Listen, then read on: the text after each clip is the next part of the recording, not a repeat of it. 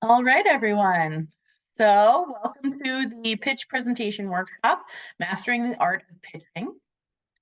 I want to tell you first just a little bit about the Institute for Entrepreneurship. I know a lot of you are already very familiar with us and have been a part of our venture development programming or are currently in our business showcase competition or work with us as students.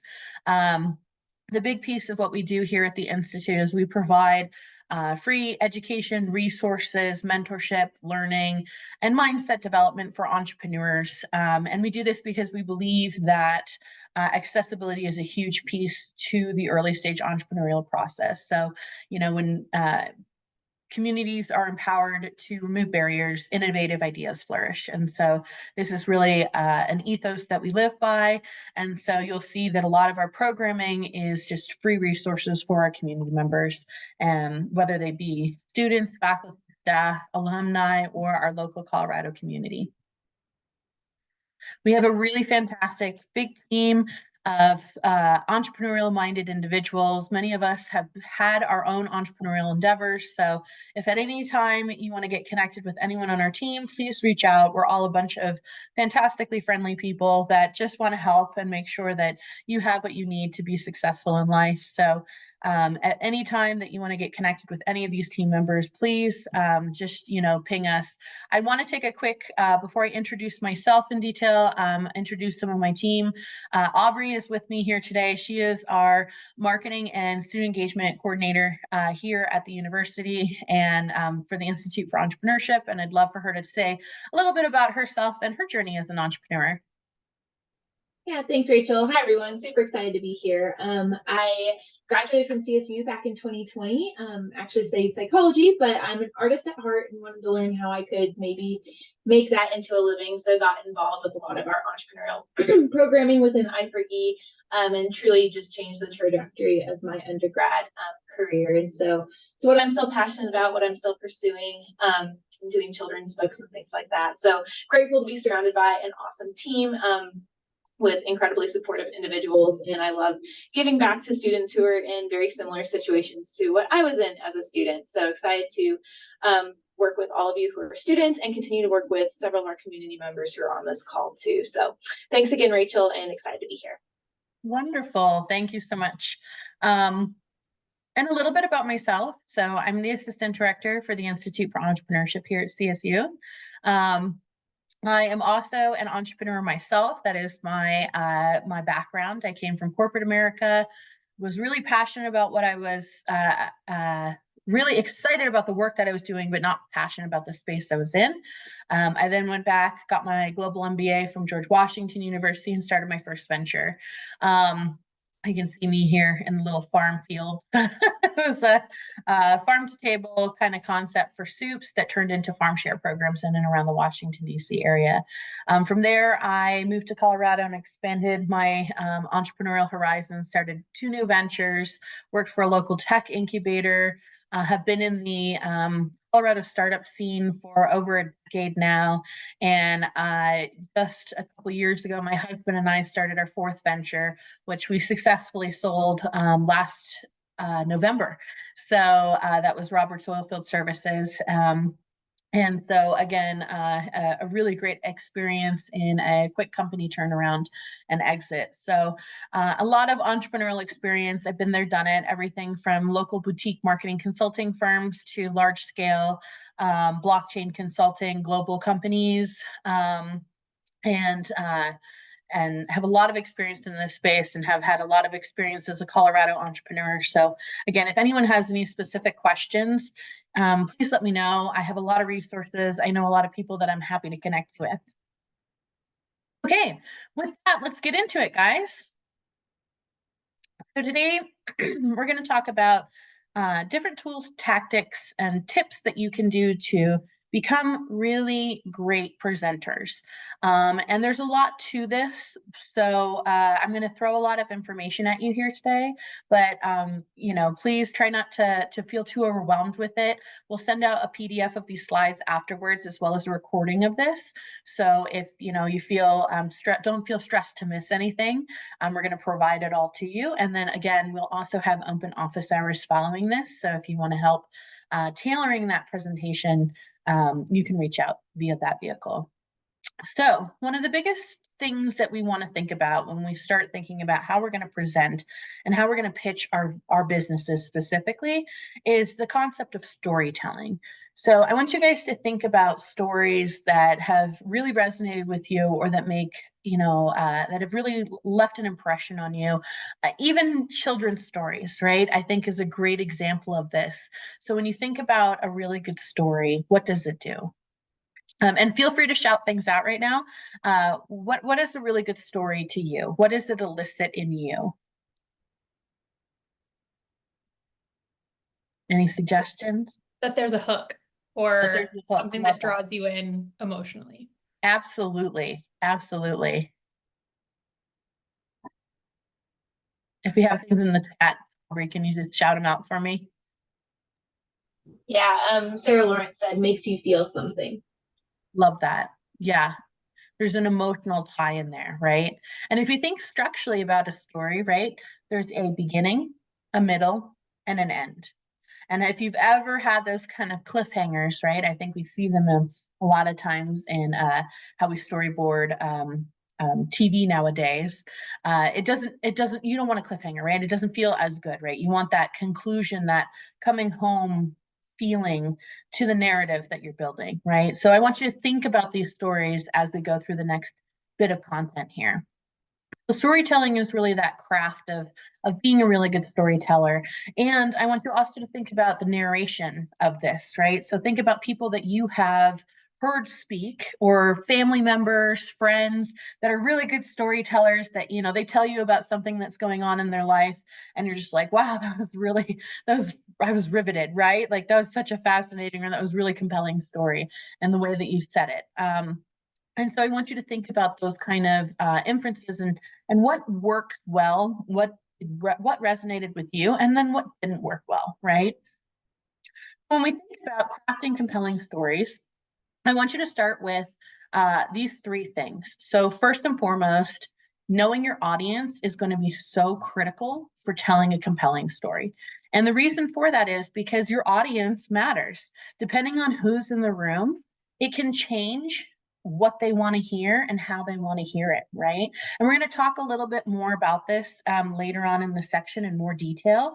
But if you're talking to a colleague versus a potential customer or a future investor, they're going to want to get something different out of your story as they listen to it. So I want you to think about those and understand those interests and the values that they're bringing to the table. And again, think about those emotional triggers that each one of these groups is going to have, because it's going to resonate differently with each of them. And if you can pinpoint what that emotional need is as you tell and craft your story narrative, it's going to resonate very deeply. And as I think Heather shouted out, right, start with a hook. Okay. And what is a hook? Well, it's something that we can grab the attention in a very compelling opening way. A lot of times what this looks like is telling a story of why you're passionate, why you're in this business, who you're helping. Right. So there's a couple examples of this. You could start with, in my personal life, this is one that works really well. In my personal life, this is what I experienced, which led me down this road to explore why, how could I solve this problem? In doing so, I found there's all these other individuals that also had this problem. And that's why I'm so passionate about what it is we're doing here today. Another great example is you can take a person or an individual and follow their story, right? So meet Joseph. Joseph is a person who is suffering from XYZ, or who has this challenge in their life. And when talking through their story, right, and so you can go that route. There's a lot of different ways to do this. You can talk about just a problem at large. And you hear me say problem, problem, problem, right? Because oftentimes when we think about the emotional side of things, if we can tie what it is that we're doing to a problem in our realm in some way, it tends to help our audience resonate a little bit faster and a little bit deeper right off the bat. So again, it sets that kind of tone for the engagement, and it helps heighten the interest of what it is that we're doing. And if you've been a part of our venture development pathway programs, you know that we talk about this problem solution narrative because it is where we get to the heart of what's the emotional trigger fastest. So think about that customer discovery work that you've done already as it relates to your businesses and the industries that you're in, and start pinpointing some of those pieces that you can tie into this narrative. And then third, I want you to really think about creating a narrative arc, right? So we talked about it, right? There's a very clear beginning, a middle, and an end. How are we going to structure the flow of this story so that we can introduce characters, we can talk about some of that conflict within the problem solution realm, and then us, ourselves, our ventures as the resolution, the positive impact that's going to be a change for this space. That is this is probably one of the best ways that we can think about how we craft the way that we talk about our businesses in any realm when we're talking about with most audiences, right? So if you start with this process, you will find that you will have a better time or an easier time having your audience really relate to you quickly. I see that we have Ben on the call here from 1 Million Cups. Not to put you on the spot, but do you have anything to add?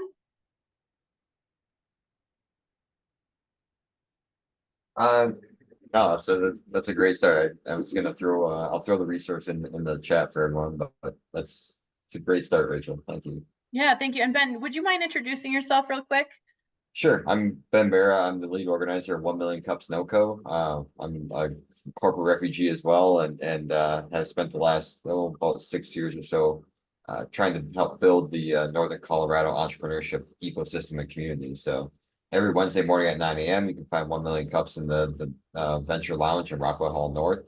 And we basically provide a safe place for entrepreneurs to come, entrepreneurs, business owners, nonprofits come and tell your story. You got 6 minutes to present, and then you get about 10 to 15 minutes of Q&A and feedback from the community to help you move through whatever challenge you're working on. So it's a great space, a bunch of great people, and we appreciate CSU and the partnership in hosting us. Absolutely. Thanks, Ben.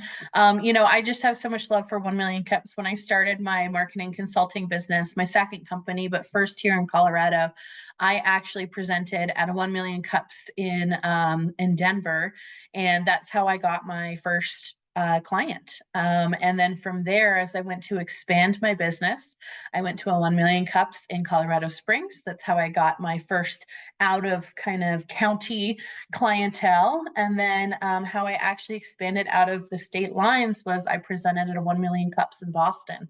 So again, this is just a really fantastic community group that not only can give you some really fantastic strategic feedback in a non-threatening way, you know what I mean? Just constructive criticism in a positive light that really helps you hone your skills and your storytelling abilities as it relates to your ventures, but also where you can meet really fantastic entrepreneurs and start building a really cool book of business. So again, I highly recommend it. If anyone's interested, we'll pop that in the chat and how you can kind of get connected and come join us on Wednesdays.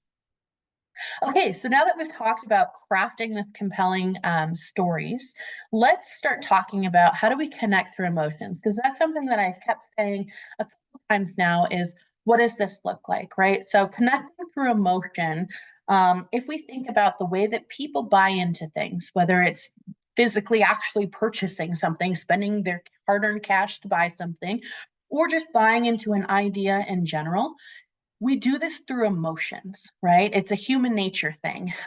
Whether it's a positive emotion, a negative emotion, oftentimes we want people to associate positive emotions with our business, but it's usually coming out of some kind of less than positive emotional space where they're struggling in their life, right? So if we think about, again, why we want to take this from a problem solution narrative.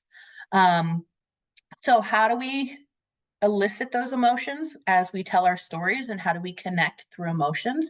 We want to start focusing on those emotions. So again, knowing those audience members, I want you to pinpoint what is the emotional hook for each one of those, right? Where is the challenge for each one of those? Where do they care? And then from there, you can start to incorporate some of these personal antidotes and challenges and these pieces that really help people resonate deeply. And again, I know we've talked about it a lot, but if you've been a part of our venture development pathway programs, we spend a lot of time really honing in on this specific arena because it does make such a big difference. And it doesn't make just a big difference in how we structure our stories when we tell them, but it also makes a really big difference in how we do different facets of our business, right? So this kind of identification of emotional triggers and pinpointing the specific language that resonates with our key audience members is something that you are going to use in your branding strategies. You're going to use this in your marketing. You're going to use this in your sales. You're going to use this in your go-to-market strategies. So again, this is something that becomes incredibly important for you to really be able to understand and hone in on. And as we speak to our businesses, this becomes incredibly important to making those quick connections. People can buy in very quickly what it is that you're doing.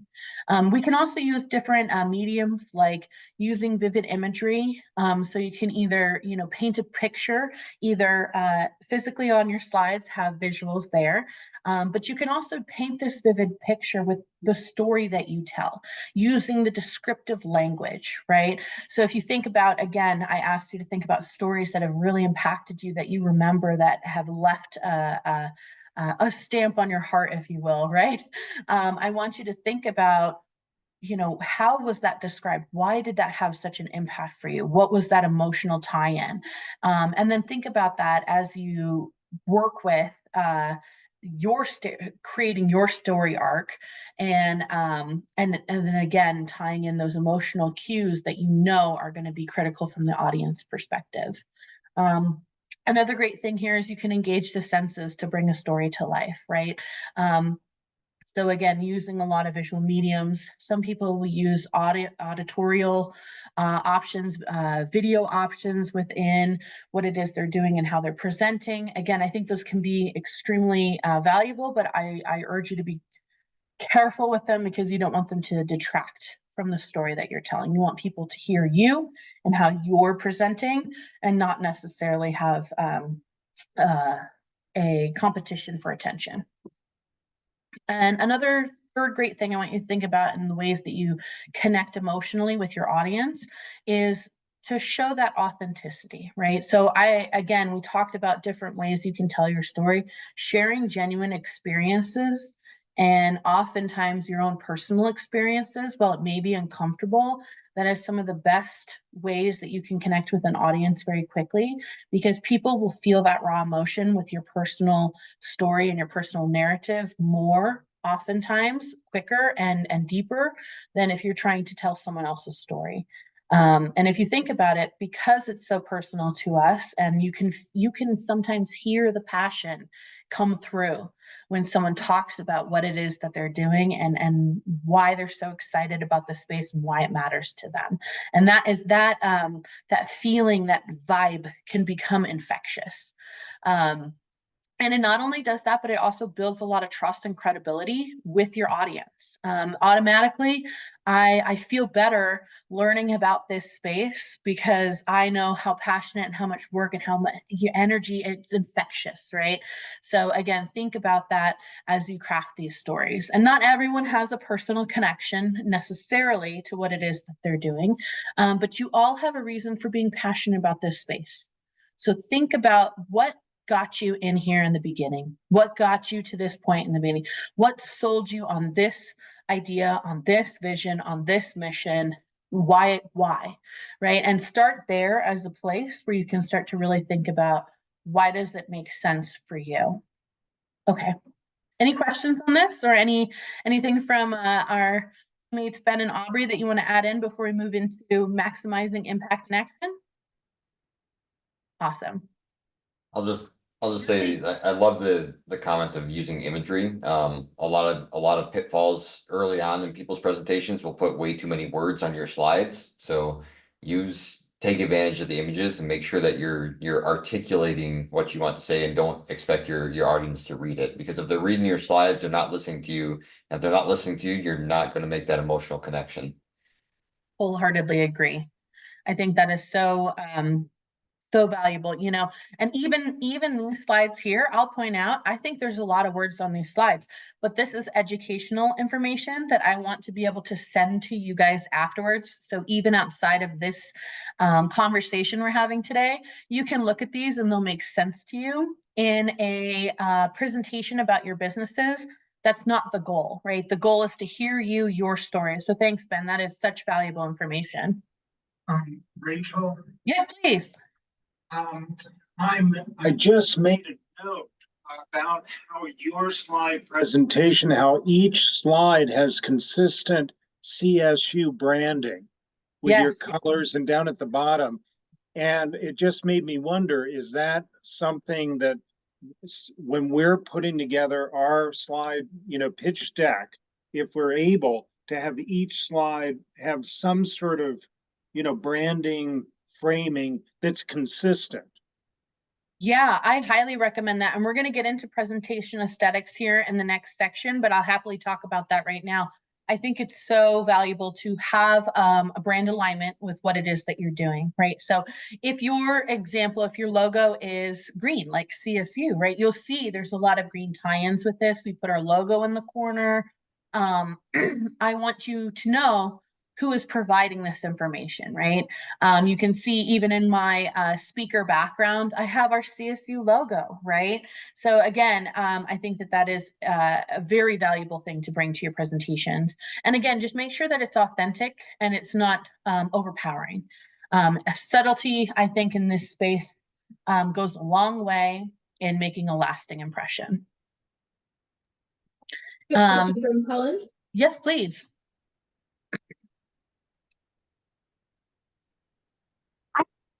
Thank you for this. This is great. And I'm curious about balancing like images with people who might be giving multiple presentations. So generally on behalf of my organization, I'm giving the presentation, but sometimes it's someone else. And maybe this is not the appropriate forum to talk about that, but I don't know if we're going to touch on that or not. Yeah, no, I'm happy to touch on that now. We probably will talk about that as we continue to go forward. But I think a great rule of practice is that there's two thoughts here, right? One, not everyone in the organization has to speak. I think that's important, especially as we have some of our young students on the line here. Unlike a classroom setting where everyone has to say something, in your presentations, you don't always have to do that. I have always personal best practice found that putting my best speaker forward has done me so well. And so usually early on, that was not me. I went to a lot of Toastmasters groups. I went to a lot of 1 million cups. I practice. I am at the point now in my life and career where I am a very confident public speaker. I did not come from that space. I was a very anxious, clam up. I remember one time I was giving a large presentation on a consulting project in grad school. And I literally walked out the door afterwards and I burst into tears because I had that much anxiety about what it is that I was doing, right? So put your best speaker forward. Now, to your specific question, sometimes we don't always have that option. Sometimes we have to have other people in our organization speak on our behalf about what it is that we're doing. And I think that in those moments, it's really great to have these kind of almost brand strategy sessions or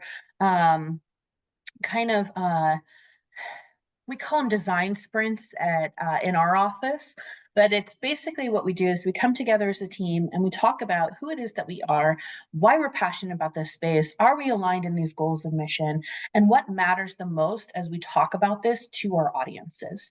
And in that, we also, Aubrey and I have done a lot of work on this as the people who help lead the strategic direction in terms of how we communicate and market our Institute for Entrepreneurship.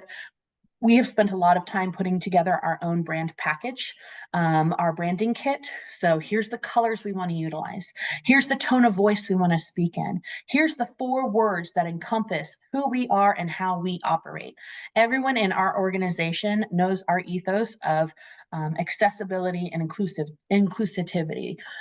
So those are really important pieces that while we may all say it differently, you will see us constantly coming back to those narratives.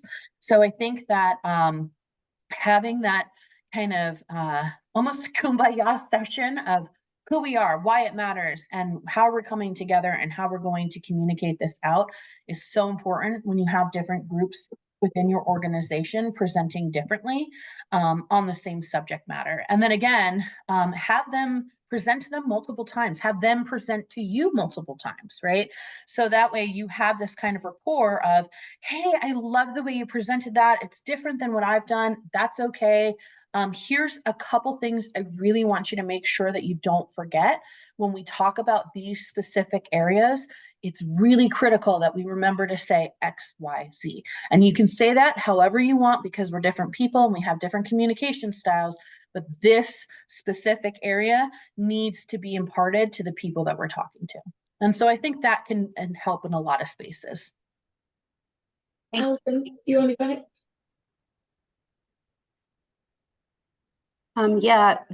This is really great, Rachel. I really love this connecting through emotions slide in the appealing to the audience emotions. One thing that I would just kind of say with regards to that and engaging the senses is that actually asking the audience a question and having them do some sort of physical movement, like, nod your head if, or raise your hand if, and then also like not being afraid to pause to let the power of the emotion sink in. That is fantastic insights. I love that. Thank you, Allison. And she's so spot on with that. Ben, do you have any? I see your hand. Yeah, I just wanted to piggyback on a couple things that the comments that Rachel made is one, Toastmasters is a fantastic organization. It's kind of got the, a little bit of I think an older kind of like perception issue. They haven't done a great job marketing, but you will not find a better bang for your buck value of getting the opportunity to stand in front of people and speak. And to the second point of that, Rachel, she told the story of, having anxiety and like being worried, and it's a skill that you develop, and you develop it by doing it. There is no shame. There's no personal failure. You are fighting against millions of years of evolution of not being the focus standing in front of a room. So it takes work, but it's very worthwhile work. And the only way to do it is to get up and do it and find places to do that. And Toastmasters is a great one. Million Cups is another one. Like it's a skill that you need to develop. It's just like riding the bike. Yeah, agree. And in any facet of your professional life, and oftentimes sometimes your personal life, this will be a valuable skill set to have.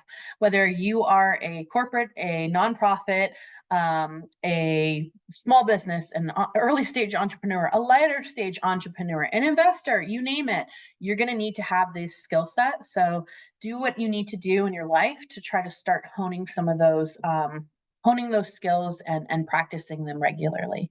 Heather, a question?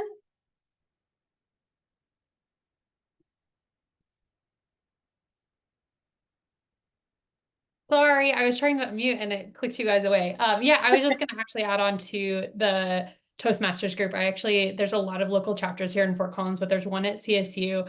I think it was in the midst of in process, but there is also one that meets at the community center. And I have really enjoyed, I did that right out of high school, which was, I'm ashamed to say it, to admit it was a long time ago, but it was really, really great to learn those skills. And I absolutely 10 out of 10 recommend doing that. It's just a great way to learn. And it's really, really careful and calm. And it's just, everybody's so nice and uplifting. I love that. Awesome. Thank you, everyone. Okay, so now that we've talked about how we connect through emotions, let's talk about how we can maximize the impact and then our audience's actions as we're speaking to them. Because again, this is part of our storytelling narrative. We want to build an impact, and we want people to take action based off of what it is that we're doing. And so what does that look like? Well, it's really important as we start thinking about that story, right? We've taken a lot of time to talk about the beginning of it. Now let's start talking about some of the middle pieces, right? So we want to highlight some of our benefits and our solutions. We want to make sure that our story is framed around these concepts so that people walk away with a very clear understanding of, hey, there's this problem that exists in the world, but don't worry, there's a solution. And you are the solution, right? And here's all the resources and the information you need to back up that this is the solution and feel confident in that. And then again, we think about how we close out that story. We want a really solid conclusion. We want that summary at the end of, so here's how this problem gets solved through us, and here's the action that we would like you to take based off of the information that you have learned here today. So again, framing that story around the business kind of benefits helps to make sure that we don't start them in a space where it's like, hey, there's a problem. It's maybe a negative tone of voice or a scary tone of voice or concerning tone of voice. And we don't want to keep that through the entire story. We want to have this kind of crescendo of this positive uplifting, and then here's how we're going to help, and here's how we're going to carry you through, right? So again, illustrate all of those positive outcomes and the results. And this is where, and again, we'll talk about this in some of our tips and tools. This is where having those facts and figures can be really powerful, because again, we have the emotional tie-ins, but then we're backing it up with facts. Emotional triggers, and we're backing it up with facts.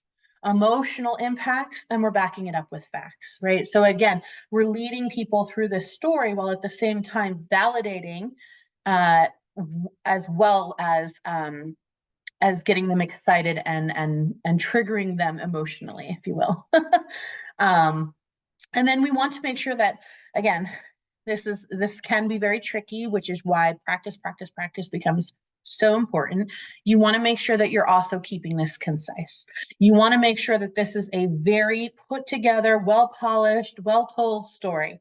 You can tell, think about family members and friends who tell their stories, and you can tell when someone's telling you a story for the very first time. And you can tell when someone's told this story a million times and you just love it and the excitement, and they're taking you on this journey, right? That's what we want here. We want to have this concise, put together, nicely packaged journey through your story. So again, think about some important pieces here. What is the time constraints? Not everyone has unlimited time. So if we think about how long it takes for you to tell your story, again, this is why knowing your audience and knowing the scenario in which you're presenting your business becomes so valuable. As an example, if you look at a lot of our programming, so our business showcase competition, as well as our venture accelerator, the structure is 5-minute presentation, 5-minute Q&A. You have exactly 5 minutes to present. You have exactly 5 minutes for your Q&A. You will get cut off at 5 minutes. In our 1 Million Cups organization, you have 6 minutes to present. If you don't make within that 6 minutes, sometimes they're very kind and they let you kind of go a tiny bit over, but in general, you get cut off at that 6 minutes. And if you think about what's at the end of your story, your beautiful conclusion, summary, wrap it up, kind of this is how it all comes together in a powerful, impactful way. And here's the action that I want you to take based off of the story you've had here today. We talked about it before. We don't like cliffhangers. Don't leave your audience on a cliffhanger because you haven't managed your time well. So again, this becomes really, really important. And again, that keeping your story really focused and relevant to what it is that you're talking about comes through building out this story and then practicing it and practicing it and practicing it and practicing it in front of different audiences, practicing it with different goals, practicing it with different emotional triggers and calls to action, right? So the more you practice it, the more you become comfortable with it. I promise you, over time, you can get up and talk to anyone in any time commitment about this problem solution narrative and feel confident that it's going to make sense, it's going to flow, and people are going to be able to connect with it. In addition to keeping it concise, I've now mentioned a few times here that we always want to end with this kind of call to action. So what is the call to action? It's the action that you want your audience to take based off of the story they've learned here today. And if we don't ask our audience to take an action, oftentimes they will not. They'll say, hey, that was a cool story. Thanks for that. Good luck, right? And that's usually not the goal of what we want people to walk away with when it comes to our business. So again, think about your audience And we've asked you to think about what your audience wants to get out of this conversation. And that's how we're going to frame the story. We're going to think about your audience's emotional triggers, but it's also really important for you to think about what do you want to get out of the audience. And that can look like a lot of different things. One of the reasons why I love the 1 Million Cups organization so much is because they ask you up front, tell us who your audience is and what you want to get out of this. And it's great because it puts that frame of reference right front and center, and it keeps you as the presenter on task to say, oh, that's right. Okay. So my audience is future clients, and I want to know that this messaging makes sense and that it's attractive to the audience that cares about XYZ. Great. Now my audience knows how to support me in this. So if we think about that call to action, you're going to conclude with a very clear step. And you're going to prompt them to take action, right? So if I was in a pitch competition, I would say, thank you so much. Here's my wrap it up, why I am the solution to solve this problem. Why me? Why now? And who I'm looking for is mentors that can help me with manufacturing partners. I'm looking for non-dilutive funding channels that can support this type of work, right? So think about what it is that you want as an action. I'm looking to get connected within these communities. Anyone who has any insights on how to do that or who I should connect with, please come talk to me after this session, or take my contact information. So again, you let the audience know how you want them to move based off of the conversation and the story that you've just given. Yes, Bree. Hi, quick question on that. Yeah. So you wrapped it up nicely on if you're looking for a manufacturer or distributor or someone to invest in your company.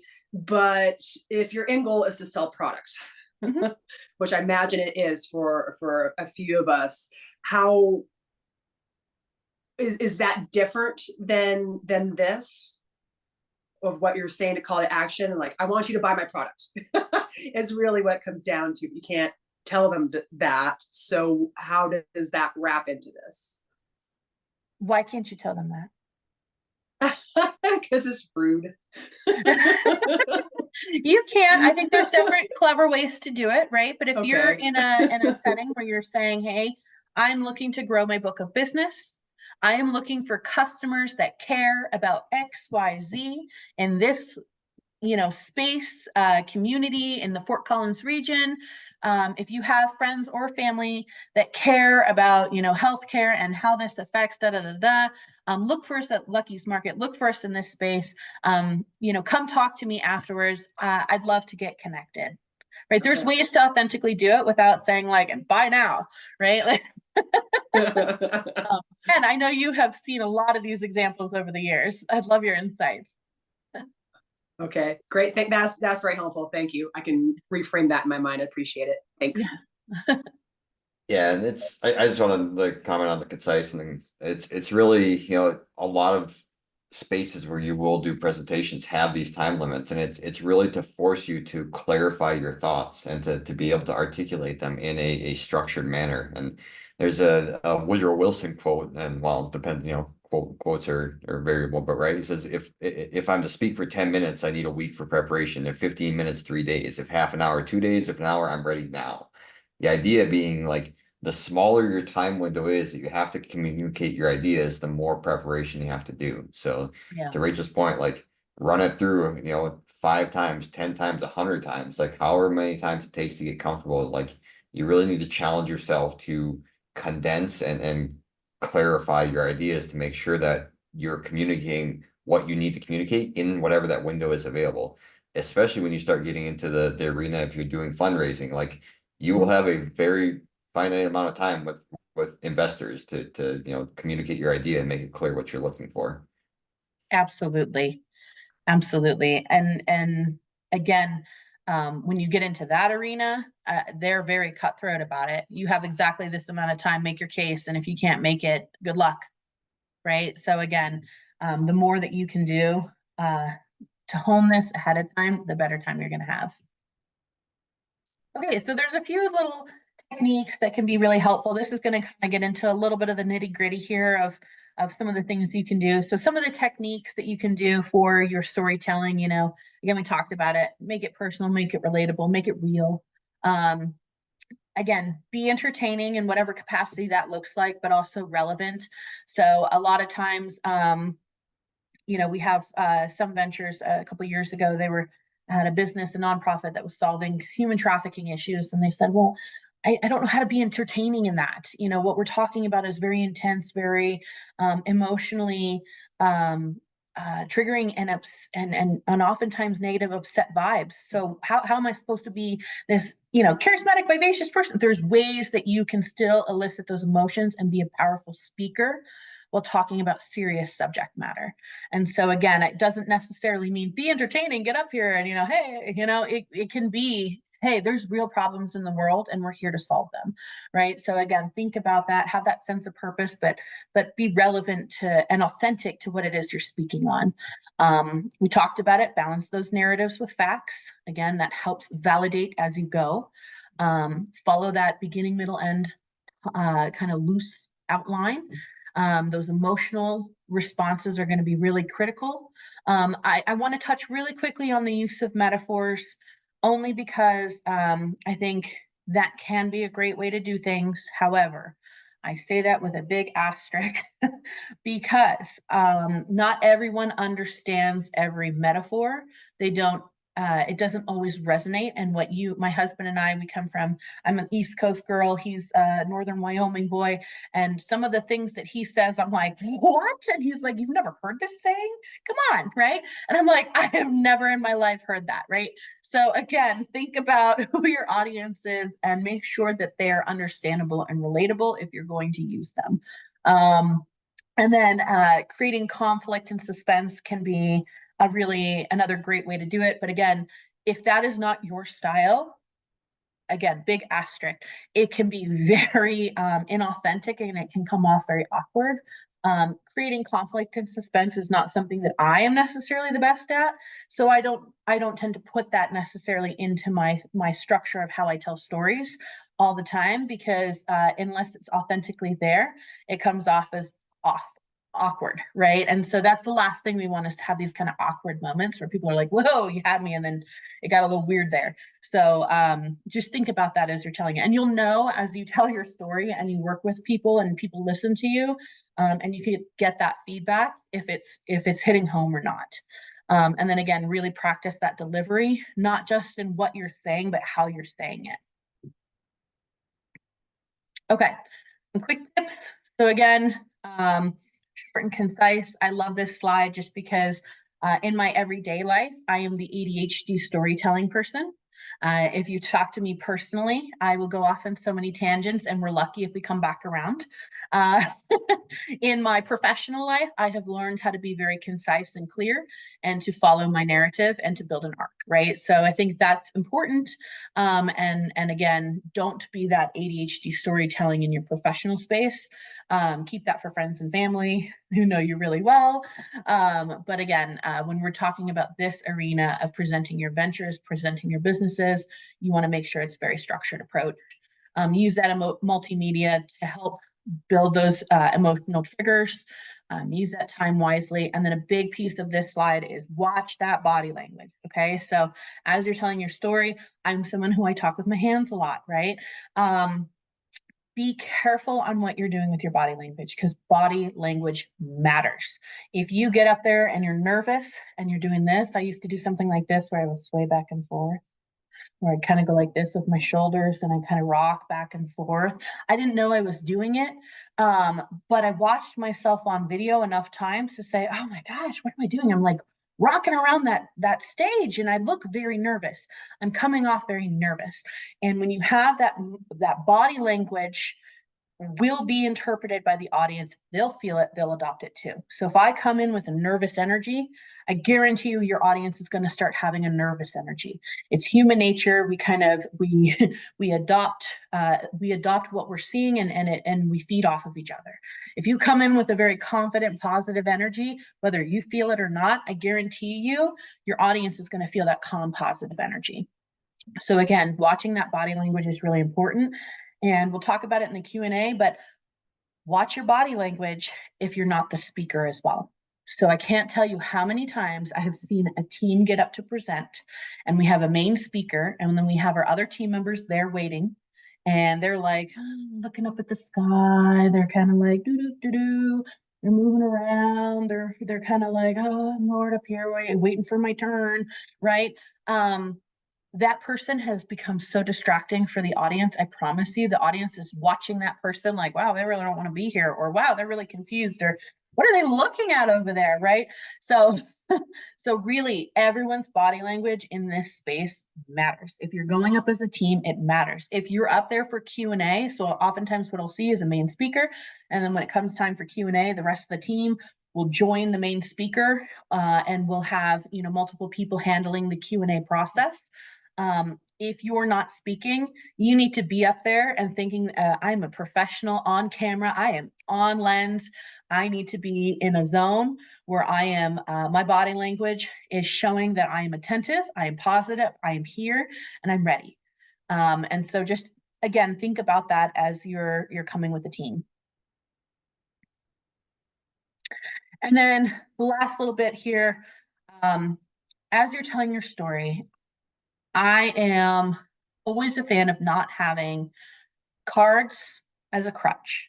However, if you're really that nervous and you cannot go up there without having some kind of prompt on a card, I would rather you take cards and be effective than not have them and freak out and stumble through your narrative, right? Or do what a lot of people do, which is they turn their back to the audience and they look up at their slides. It's a nervous tick that a lot of people have. You know, it's on your presentation. You built the presentation, but a nervous tick that a lot of people have is they get uncomfortable looking at the audience. And so they turn their back and they look at their slides and then they start reading off their slides.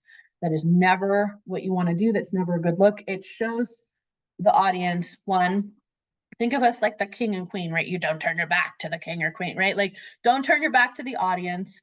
And it also shows that you're not confident in what it is that you're saying and doing, even though you may be incredibly confident with what you're saying and doing. It's just a nervous tick.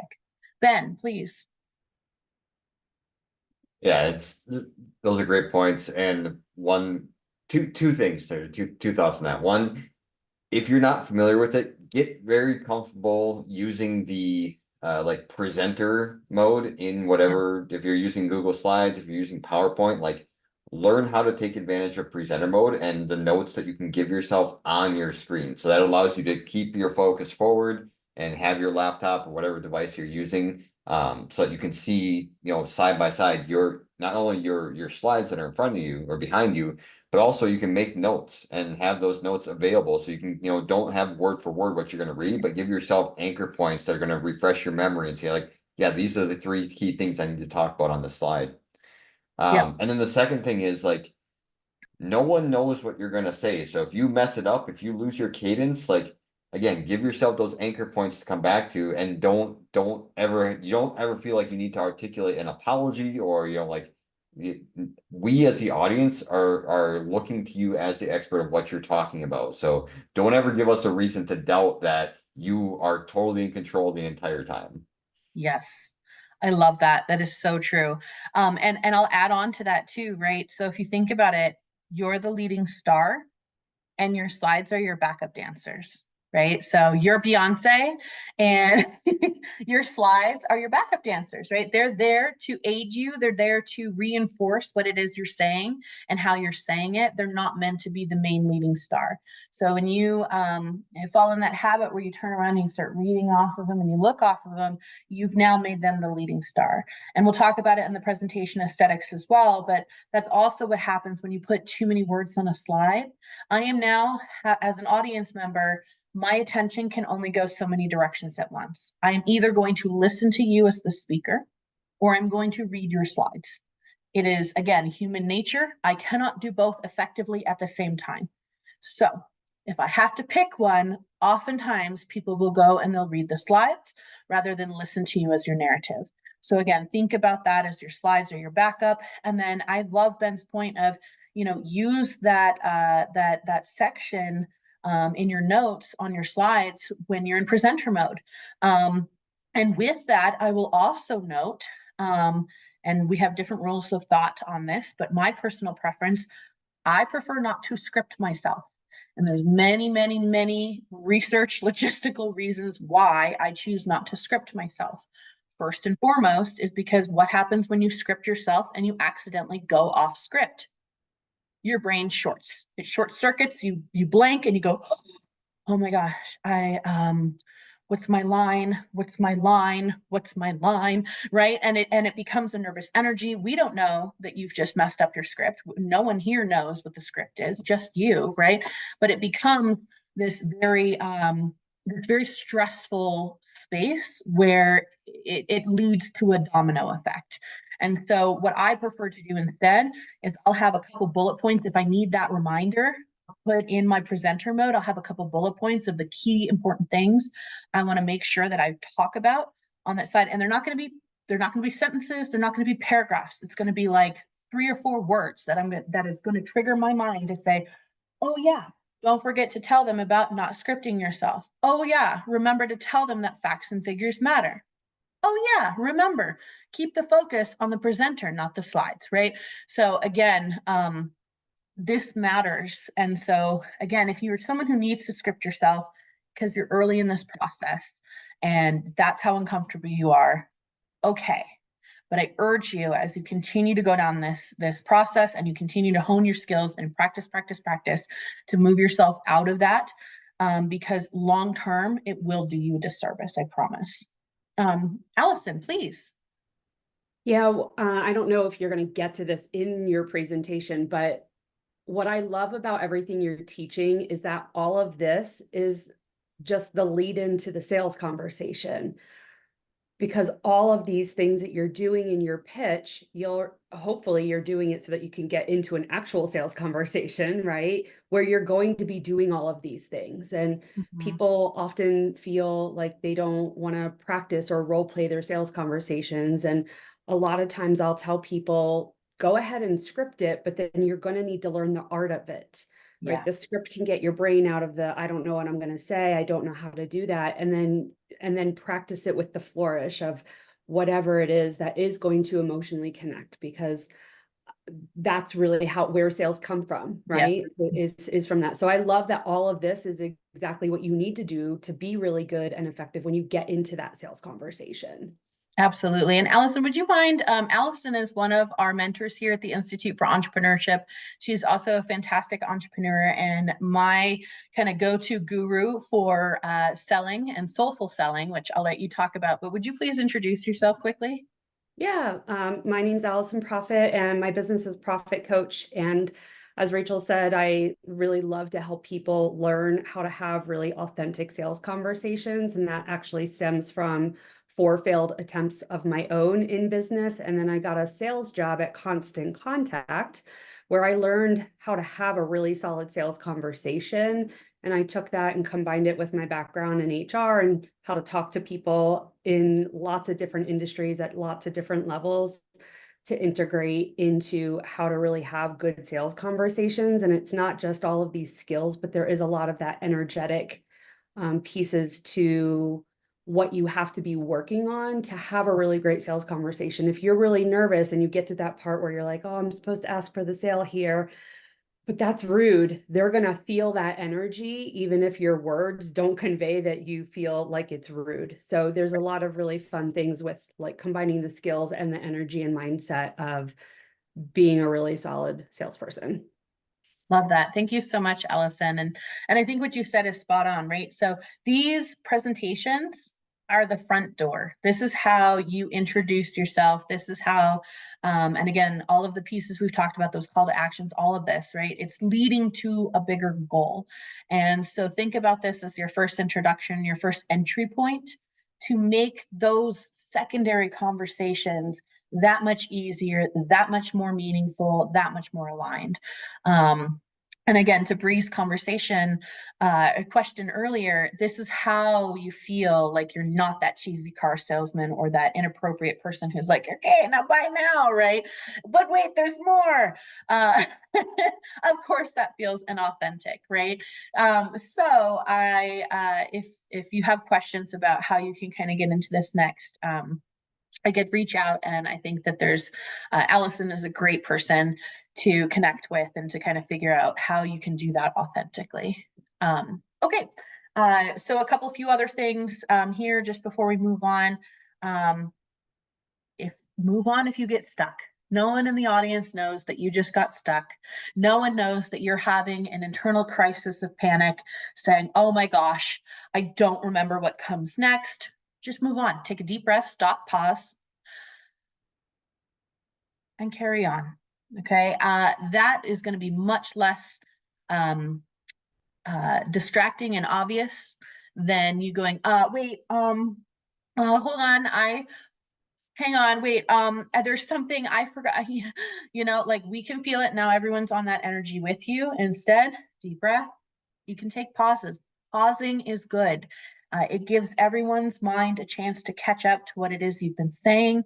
And oftentimes when we're talking for a while, like in these presentations, taking that deep breath and moving on can be very valuable. And yes, Ben. You just that last little bit kind of triggered my memory. If you go to Toastmasters, one of the big things that you'll learn is verbal pauses and or nervous tics. So if when you're doing your practicing for pitching, for presenting, I strongly encourage you to record yourself, video record yourself if you can. If you can't, use your phone. Every smartphone has an audio recording mechanic. Pull it out and record yourself, because what you hear while you're presenting will be completely different than what you hear when you listen to a recording or watch yourself in a recording. So like Rachel was just demonstrating, the ahs, the ums, those are verbal pauses because your brain is trying to catch up and get you where you need to go. And instead of just letting there be silence, it's filling that void. It's a nervous energy. Mm. And then also you'll notice things. If you video record yourself, you'll notice or physical tics as well, which could be something, like washing your hands or like, scratching your shoulder, anything like that. And those things are all distractions from the message that you're trying to convey. Yeah. So the more that you can become aware of them, the more that you'll catch yourself doing them. And over time, you'll slowly learn to eliminate those from your presentation. Absolutely. Absolutely. And again, you get so much out of videoing yourself. It is the most uncomfortable process. I used to hate having to video myself. And now I have no problem going into a micro learning, studio setting where I'm just talking to a camera. And if that does bug you and it is, something that can be stressful, I will put a picture of someone's face right next to the camera, and I'll talk to that picture, or I'll talk to another human just right off screen, and it can help make it more authentic feeling. But again, you get so much insight when you film yourself. It's unreal. Okay, so another quick one here is just remember again, and this will help with videoing, speak clearly and don't rush. Oftentimes when we're nervous, especially in a setting where we have a lot of people present, we either will talk really slowly, or we start talking really fast and we're just really excited to be here today. And I can't wait to tell you everything that I've got going on. And you're like, whoa, okay. So again, both of those lead to awkwardness and anxiety within the audience. So again, just have this knowledge going into it. It doesn't mean you need to overcorrect and then start speaking really slowly in a low tone of voice. Overkill, right? So find the happy medium. And again, that comes through practice, practice, practice. And then finally, dress to impress. And that can mean a lot of different things to a lot of different people. But psychology shows and tells us that when we show up and we show out, we have a better reception every single time, right? So whether that means you're coming in a full suit, or maybe you're just coming in a nice pair of pants and a branded t-shirt, or maybe it's, we've had students in the past that have presented a med tech device, and we had an engineer coming in his engineering outfit. We had the resident coming in his scrubs, and then we had the business student coming in his suit, and they all came with a little bit of a theme, but they looked really polished, and you knew exactly who they were and what they represented for that business the moment they started talking. So again, think about this. It does matter. It does matter. And from a personal psychology perspective, that confidence that you will have in yourself will also shine through.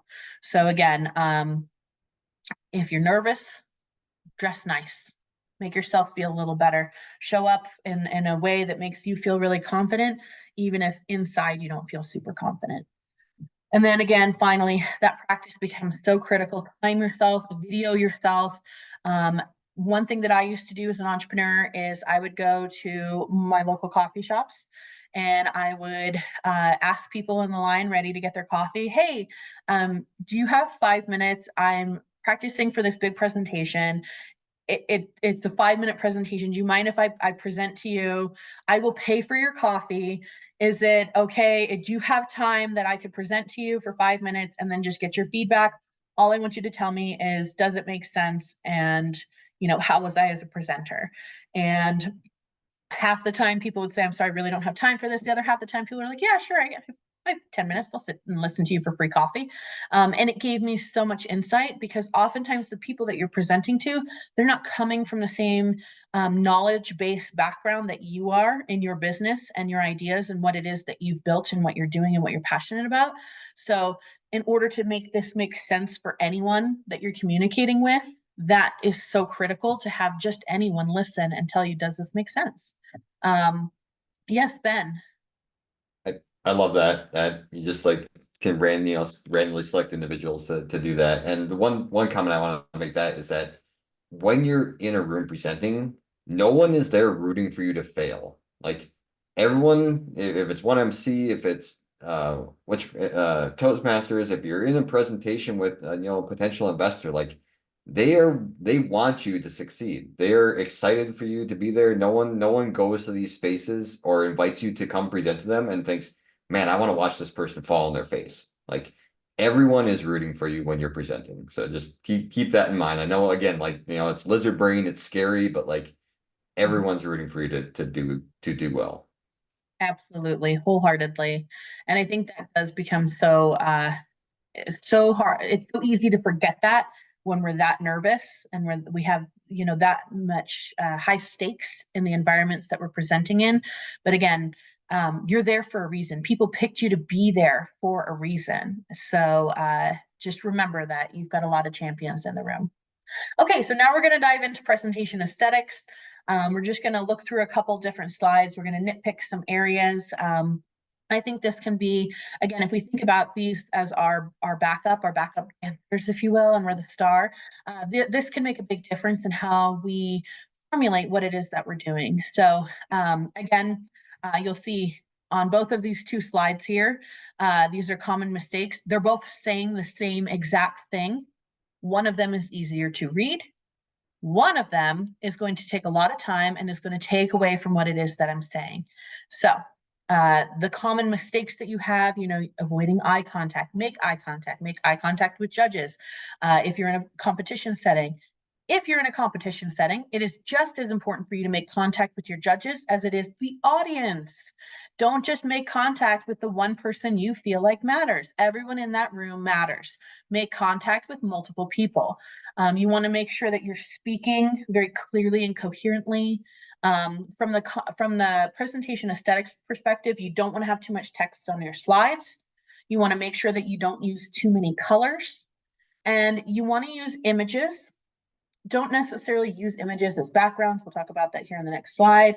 That can be very distracting, but again, also too many images on a slide can also be distracting. So be really intentional with what you're putting on your slides, how you're putting it on your slides.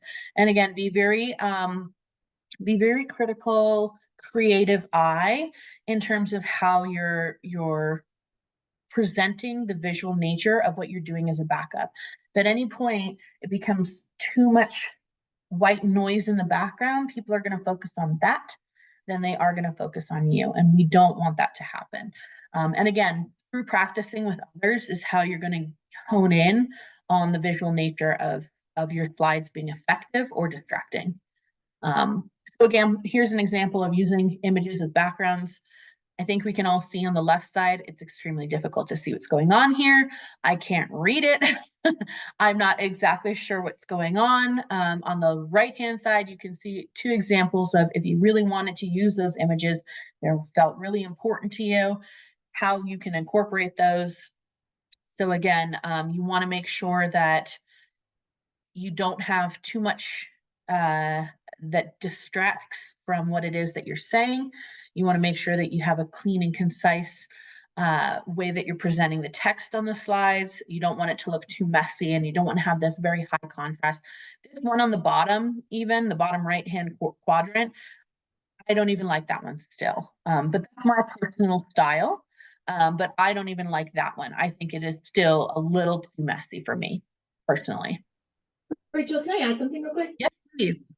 So on your previous slide, I really like that example because when you're putting together a presentation, the one on the right takes a fraction of the time to make, and you can focus a lot more time on the verbal elements of whatever you're speaking to. Because I think sometimes when we focus too much on writing everything out, while that can be helpful in preparation, when we actually focus on our slides and what we're going to be presenting to the audience, you want to practice all of your time on how you have that conversation and how you are articulating that, versus if I go look at this left slide and then try to formulate some sort of dialogue around it, I don't know, like for me at least, I become very scatterbrained, and I'm like, it'll hop from one to the next, and it's never going to be consistent. Versus on the right hand side, I know that these are my main points, and I can really hone in on a dialogue that is consistent because it encompasses all of those. And so I think that's always just been what's really helpful for me, is to force myself to not be able to read any of that and to just be more simplified in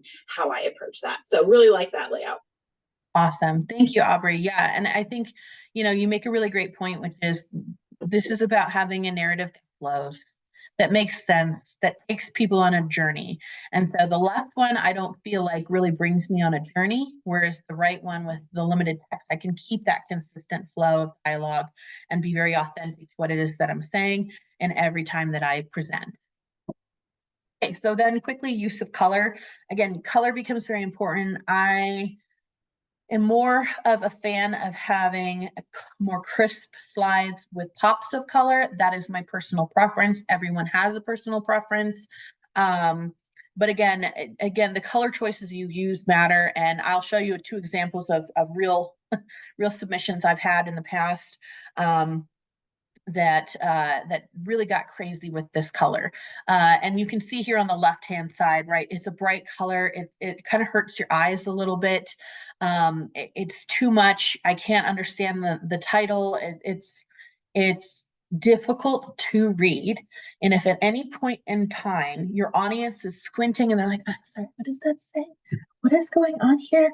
I am no longer listening to what you're saying. I am now lost in this visual background of what is going on here, right? So again, you want to make sure that you're coming with a very clean and clear and concise way of presenting your visual narrative as much as you are your storytelling narrative. So both of these need to be consistent and they need to match, and both of these need to be clean, clear, crisp, concise.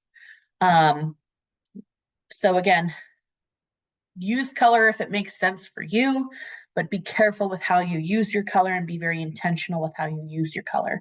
Similarly, in this left-hand example, I also would not have a white background with a light color font. That is not going to do you any favors either, right? So again, if we think about this, if I am someone in the very back of a large room and I am trying to see what is on your slide and I can't read it, I have now stopped listening to what it is you're saying. I no longer am engaging in your story, in your narrative, and I am now focused solely on what the heck is going on behind you. Okay, minimalism. I also think this is a good place to talk about because we talked about 2 ends of a spectrum. So we've got our colors. This is one end of a spectrum. Here's the other end of the spectrum. And both of these can be really distracting. And I will say, we talked about showing up and showing out, dressed to impress. Your slides also need to dress to impress.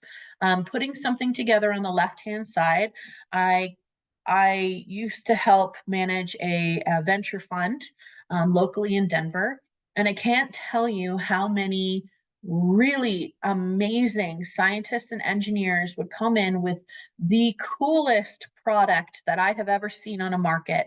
And they had slides that looked like the left-hand side, and the investors in the room just felt like, oh, wow, they really don't care to be here. And that was not the case. This was high stakes for them. They worked so hard to be there in that room, but by putting together something so minimalistic, it also speaks to who you are and what you feel and how you're showing up today, whether you realize it or not. Think of this as also, we said, watch your body language. This is also watch your visual narrative going on behind you to back you up, because it can come off with a poor impression depending on how you put it together. Ben. Yeah, I just want to double down on the finding that sweet spot between the minimalist, not too busy, and the like hyper, like way too much going on. Yeah. I am not a graphic designer. I can, throw stuff together if I need to, but I would encourage you, if this isn't your wheelhouse, not something you're comfortable with, I guarantee you know someone in your circle that is. Like, even having a second set of eyes look at something and saying, here, change this, do that, or getting opinion. Like, you have to be comfortable sharing this stuff with the world, and particularly find your friend group, find your support structure. Yeah, leverage the expertise of other people if it's not your wheelhouse, and or find tools. There's a lot of things happening in the AI space right now, whether it's using Microsoft's Copilot or any other tools out there that can give you, maybe not, don't use them to fully build your stuff, but like use them as a starting point, as a template, as something that you can then tweak and make your own. And the last point I want to make on this is, please, please, please don't use crappy stock photography. Like, Yeah. there's nothing worse coming from a corporate environment. Like, there's nothing worse, and I've heard Rachel use the word authentic, probably a couple dozen times throughout this presentation. Like, seeing stock photography on slides that is just like has no soul to it is an Yeah. immediate like turn off for me personally, and saying like, this person isn't bought into their idea, so why should I be? Right. Thank you so much. That's so important. And I'll also say, along that lines, be careful which images you use, because you need to have, if you're presenting this for your business, you need to have permission to use certain videos or visuals that you have found online. I am an educator through a university setting using these images to teach you. There is a fine line in my world where I can have free use of imagery online, because I am not profitizing off of this. I am providing you a free workshop where I am teaching you how to do something. There's a difference there. If I was doing this for my consulting business or my oil and gas business or any of my other businesses, I now need to either pay for use of this, or I need to get permission to use this imagery. So again, when we talk about authentic, you'll see on most of my personal business presentations, the images that I'm using are ones that I have either taken personally, I have hired someone to take, or I have either paid for use of. But again, I think Ben's point is really important there. Having soul and purpose behind what you're putting on your slides is so incredibly important. Putting something on there just to put it on there is not the way. And again, it will feel inauthentic to the people that you're working with. In terms of having resources that you can use, we also have a lot of resources at the Institute for Entrepreneurship, mentors, people you can connect with. Aubrey is a great visual creative that you can always connect with and get feedback from. So again, as a part of our programming, as part of our community and our network, these resources are available to you. And sorry to volunteer you as tribute, Aubrey, but really does have such a fantastic creative eye, and she can really be a valuable person, as are some of our other mentors in helping with that. Ben. I just need a second and call out Aubrey. Yeah, her art is fantastic. If you've never been to Rockwell Hall North, please go there. It's every week we have someone commenting on the amazing artwork that she does on the chalkboards there, and that's a great example. Just like, find someone who has that eye, and buy them a free coffee, leverage them, leverage their expertise. Don't try to, don't abuse it, but like, don't be afraid to take advantage of it if they're willing to help. Like, again, people are here looking to help you, so find those people and connect with them. Absolutely. Yeah, think about your community and your network. Again, no one wants to see you fail. So again, use the resources that you have. Okay, so now we've talked a little bit about imagery. Let's talk about imagery. So again, you want to use things that are going to illustrate something. You want to have variety. You don't want to have something that's going to be too distracting. You want to make sure that it really fits your content and your narrative. That's going to be incredibly important. So again, when you look at this here, you can see on the left-hand side, there's a lot going on. I am now lost in the visuals. I am excited to see what everything is over here.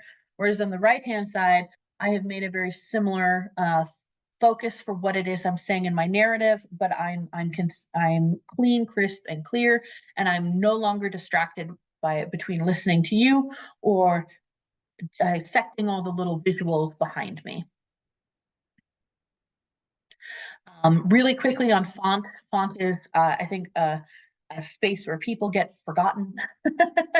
Fonts matter. There are fonts that are professional. There are fonts that are sometimes too professional. There are fonts that look messy. There are fonts that look kid-like. There are fonts that really should be avoided.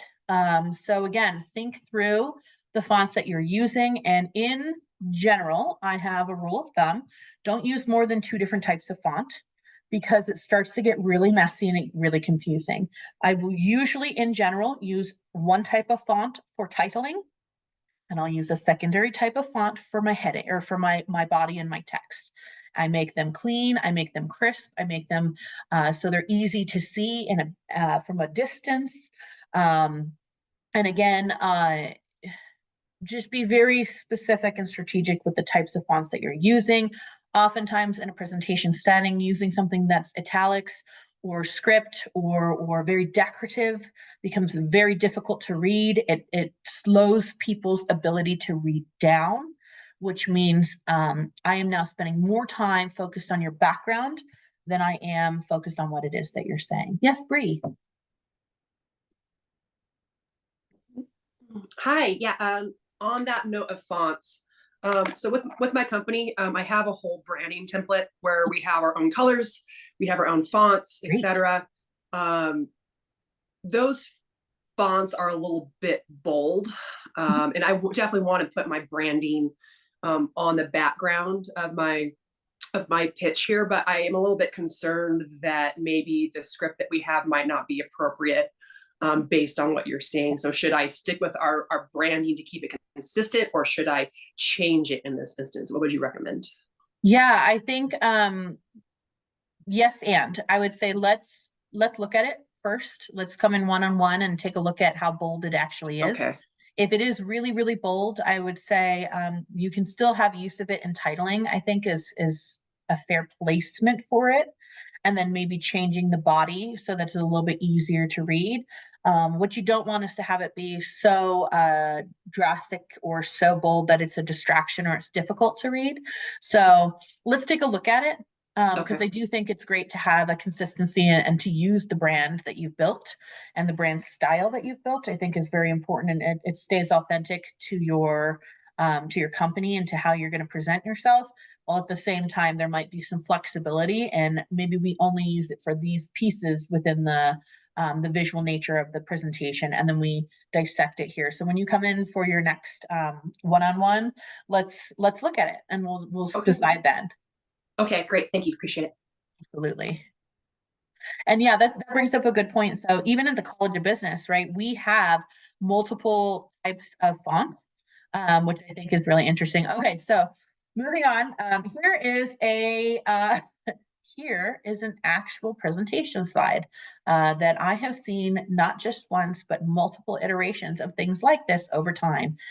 This is not what we would consider a good use of a slide space. There's so much going on here. It's actually a pretty cool idea that just gets lost in the shuffle. So you can see here, I just wanted to show you a quick example of all the things we said not to do. So if you're putting your slides together, again, think through how you're going to put those together. I'll also mention that, you know, there's rules of thought out there. You should never have more than 10 slides in a pitch. In theory, right? You should try to stick to your 10 content areas, But if you have a way to visually say something in 3 slides to get a point across that takes you 15 seconds versus trying to jumble it together on 1 slide that's going to take you 30 seconds, take the 3 slides. You know what I mean? So again, there's creative license here with how you put your story together and the way that it flows and the authenticity of how it flows with the narrative that you've built within your storytelling. So again, I want you to think through that. I could see this being multiple slides that would have been less distracting and easier to get through than trying to get it all in one. Similarly, I have taken the core information out of this because I don't want to, this isn't about calling anyone out.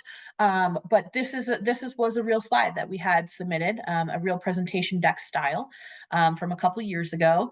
And you can see this is again, another example of what not to do. You know, it is so difficult. And then the big piece I want to show you on this slide is this presenter had tried to link pieces within there that you could click on and it takes you somewhere else.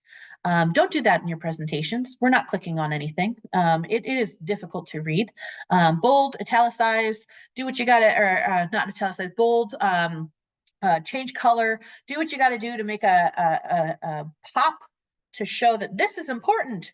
And then if you need to provide links, you can do so in the notes or you can do so at the end. But again, no one's going to be clicking on anything in here. So hyperlinking things isn't going to be a good use of your time and space. Okay, let's talk about some resources. There are hundreds of thousands of resources out there. I am just going to touch on a few of them. And all of these resources are free resources. Most of them are free resources.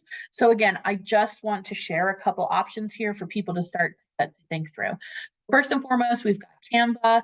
Highly recommend this one. They've got multiple hundreds of templates that you can choose from. You can pop in specific design types, purposes for pitching, all of these different things. You can put in your own brand colors, your brand fonts, all of this baked into your platform, your portfolio, so that even as you click into a specific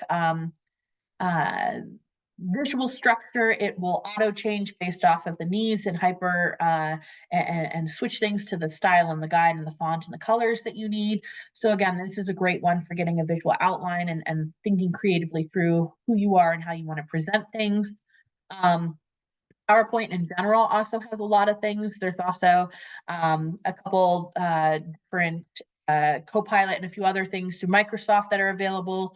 Lucid Chart, if you need to do something that shows a visual diagram or a way to present something or how it connects, whether that's, we see this oftentimes when we have individuals that have very deep science or tech, or individuals that have an interesting business structure, a unique business structure that might be a little difficult to follow, using things like this where it can help you really create a consistently concise flowed narrative in how you're presenting it, can be very, very useful.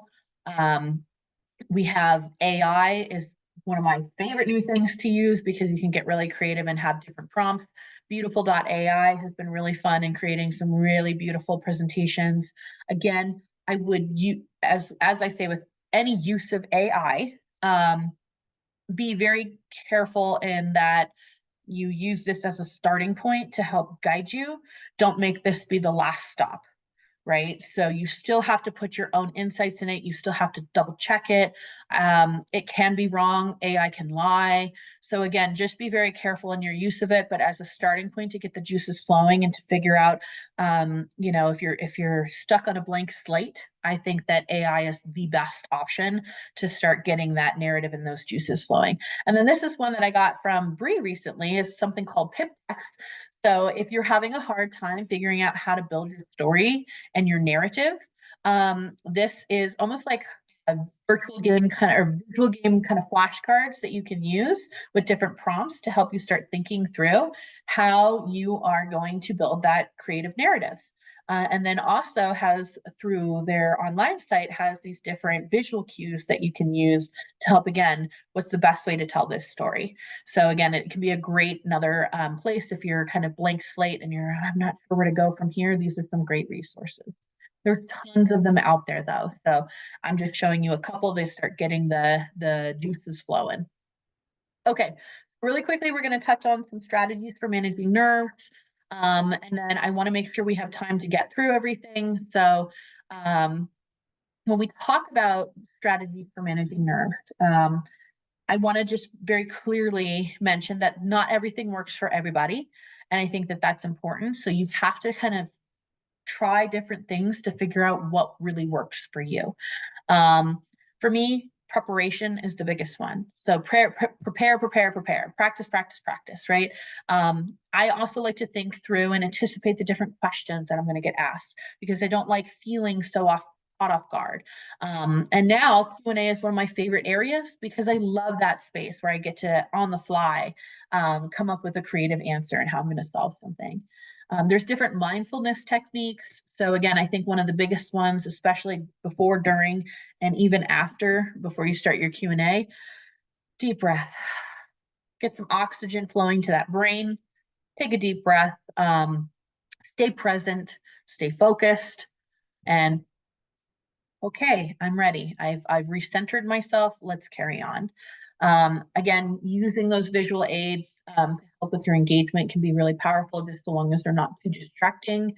I also find that if you have physical product, bringing that in and showcasing it in some way, don't spend too much time getting too deep into showcasing this cool thing that you've brought in, but having it visually there, especially if it's something that's new product design or new engineer solution, can be very valuable.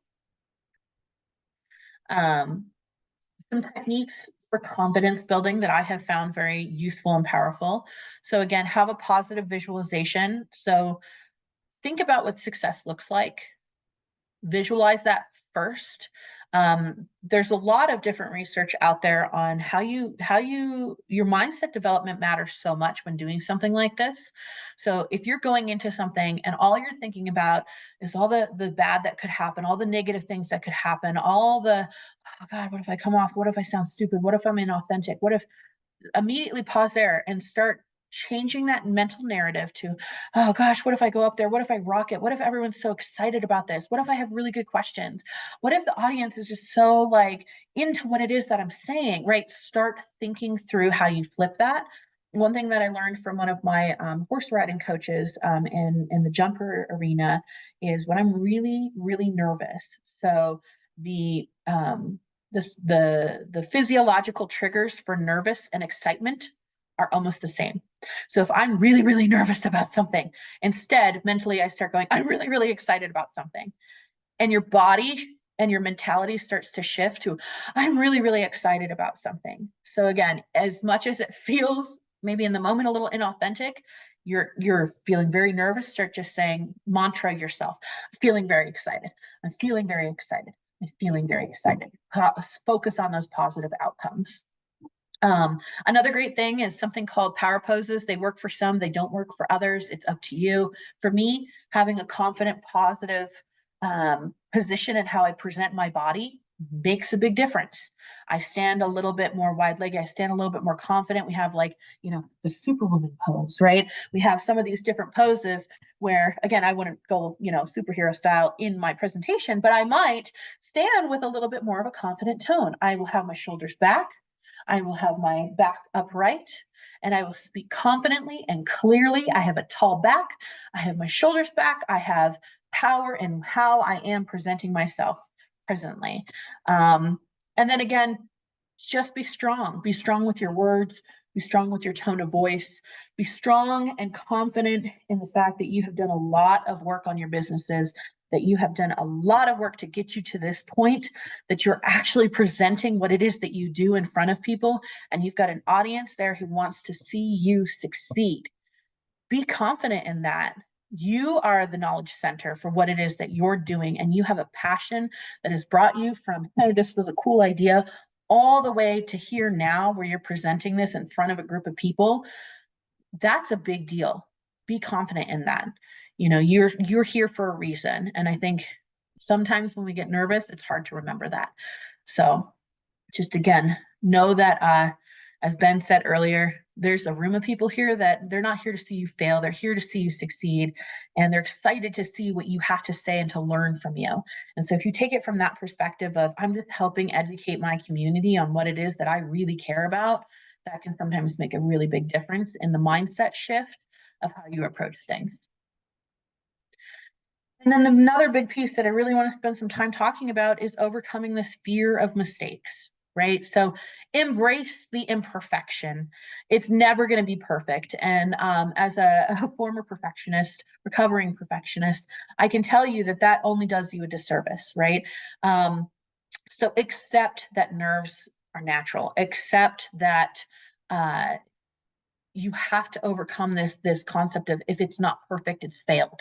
That is not the case at all. Everything is a learning opportunity. And so if you think about this from I'm going to go in, I'm going to do my best, I'm going to have a fun time doing it, I'm going to learn a lot along the way, and I'm going to educate people on the things that really matter to me, then no matter what you do, you've won. So again, it's about shifting this mindset and then shifting the physicality to match the mindset. And if you've ever heard the phrase "fake it till you make it," I think that's a lot to do with this, especially when you're getting started in this kind of presentation pitch narrative space, is that the more you do it, the more that becomes less of a fake it till you make it and to an actualized, here I am today and I'm doing it. Again, focused on the audience. So focus less on yourself and more on your audience, what their emotional needs are through this presentation. How are you going to give them the information they need to make informed decisions, and then lead them to help them understand what decisions, what actions they need to be making. So if you think about it less from I'm so nervous and how am I and me and I, and start thinking about, I just really want to make sure that my audience gets really educated in this space, that they have all this information, that they know how they're going to walk forward from this moment going forward.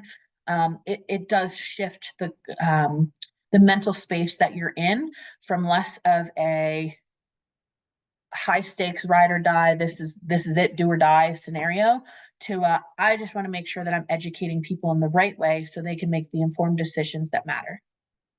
And then again, continuous improvement. So just know that all of this is going to be practice. You want to seek feedback and experiences. You want to embrace every challenge that you get as an opportunity for growth.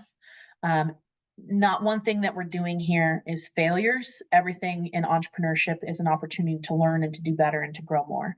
So I think if we take that, again, that mindset shift away from, I have failed, this didn't work out exactly how I envisioned it, and instead remember that I'm here to learn and grow and to try something and to better myself, then no matter what you do, you're walking away with a win. And also the audience will feel that too. If you go up there and you start feeling like, I am failing, I'm not doing it, and I'm stressed and it's not working, that will naturally bleed through into how you're presenting. It'll bleed through in your tone of voice and your body language.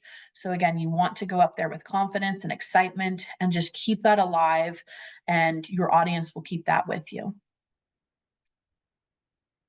Okay, now we're going to move into managing Q&A. I always think this is a fun space because oftentimes, if you've heard the saying, no one wants to tell you your baby's ugly. And I say that as a very pregnant woman right now. If no one wants to tell you your baby's ugly, so they'll be positive. In the Q&A, that does not exist, right? In the Q&A, people are happy to tell you what's working and what's not working. And they will challenge you. And that is not something to get defensive over. I think that the most important thing that we see, especially in entrepreneurs where these are our babies. These are our babies. We built these companies. We've built these babies. They come out of a very deep, passionate space for us. We put a lot of time, energy, money, blood, sweat, and tears into what it is that we are doing. We care very deeply about what it is that we are doing. And when people ask us a lot of questions, human nature, psychology, we tend to feel like we're being challenged. Like, you don't know what you're talking about, or I don't believe that, or this is not real, right? And that's not the case. When people are asking you a lot of questions about something, it's coming from a real place of curiosity. And so I think that as you go into your Q&A sessions, best practice, remember that this is coming from a place of curiosity and wanting to better understand what it is that you're doing, why this is real, why this makes sense, and why it matters. So if you, again, take yourself out of that space and put it into a, I'm here to educate you. If you're getting a lot of questions in a certain area, it's because people are genuinely curious to learn more. So first rule of thumb, as you go into this, just kind of remember that this is a space for you to learn, to grow, and to further clarify in the learning process of your audience and helping them to make these informed decisions. So always make sure that you know your stuff and be honest. So if you don't know something, if someone's asked you a question and you say, well, the research doesn't show that, I promise you there is probably research out there that does show it. I can find you a Harvard review case study for both sides of an argument on every argument alive at this point, right? So don't use that narrative. If you haven't researched something or you're not 100% sure, I would rather you say, acknowledge the audience, acknowledge the questioner, say, hey, thank you so much. That's really interesting. I have not considered that yet, or we have not looked at that avenue, but we're absolutely going to consider that for future. Thank you so much for that input. I've acknowledged the person. I've said, I don't have an answer for you here today. I will work on that. Thank you. That's all you need to do. Yes, Ben, please. Yeah, I love this slide and the commentary on it. It's one of the big things that I try to encourage people is that while you're presenting, you are the expert, right? You're there sharing your idea, your knowledge. During Q&A, I strongly encourage you to take a position of ignorance and or be humble. Like the last thing here, choose not to be the smartest person in the room. I don't think I can give a better piece of feedback than that. Like don't approach Q&A thinking that you know everything. And one of the things that I tell everyone that comes to 1MC, I don't care if you're an entrepreneur, a VC, a service provider, everyone has valuable perspective to share because no one has your perspective, right? You are the only person that has your, aggregated life experience, everything that you've been through. So take that as someone who's receiving Q&A, respect that fact that everyone that's providing you feedback cares enough to raise their hand and give you feedback, and two, has a perspective that you don't have. So absolutely, this is fantastic, Rachel. Yeah, thank you. And nothing turns off an audience quicker and deeper than arguing with them, right? What you're doing and what Ben just described is you're saying your experiences don't matter. Your opinion does not matter to me. I don't care what you have to say. Can you imagine having a conversation with another human being in a one-on-one scenario and they're talking about something and you're like, oh, wow, that's really interesting. I wonder if it would be true from this perspective. And they say, I don't care what you have to say. What you say doesn't matter to me. You're wrong. How would that feel? Right? So you're telling your entire audience potentially that by arguing back points, you don't need to do that in this process. You need to give everyone a chance to say and have their piece and to use their voice. And all you need to do is to acknowledge and again, be humble and gracious in the way that you choose to respond to feedback that is either critical or that you don't necessarily care for. That's okay. You can have those personal feelings. What's not okay is to shut someone down in the moment and to feel authentic and to tell them that their voice is inauthentic or not right, because everyone in that audience will also feel that shift and it becomes a domino effect. Allison, yes. I think the idea when you don't necessarily have the answer, and instead of becoming defensive, both of those are opportunities for potential follow-up. Mm-hmm. So Yes. it's like, oh, awesome. I'd love to get some more information about that. Let's make sure we exchange contact information so that I can follow up with you. Or, oh, that's a really interesting perspective. I'd love to really understand it a little bit better. Let's be sure to set up a time to have a follow-up, because those questions show interest. They show curiosity. And so take that as a follow-up opportunity. Absolutely. Heather?